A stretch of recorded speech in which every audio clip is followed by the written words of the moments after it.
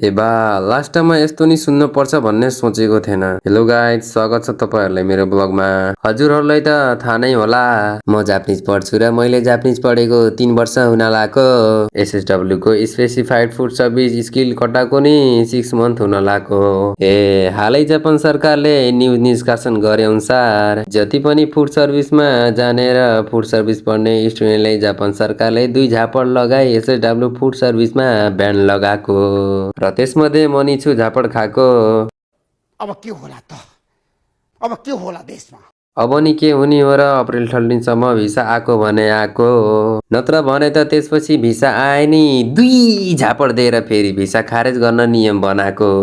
मेरो कुरा गर्नुहुन्छ भने सेक्याकु नो दाइजिन कोतो र इङ्ग्लिसमा कस्टमर सर्भिस इम्पोर्टेन्स भन्ने सेन्टेन्स पढ्दा पढ्दै सरद्वारा सुन्न पाएको। यो सुन्दा त कानको दुलोमा किरा नै गए जस्तो भएको। अब त सेन्टेन्स नै भन्छु म त। क्वेसन त अपडेट सुन्दा बित्तिकै झिङ्गालेला हुर हुर भएको। अब त धन्यवाद भन्दै आजको झापड न्युजलाई सावनारा भन्दै यतिमै टुङ्ग्याएको। चैट चैट झिङ्गालाला चैट।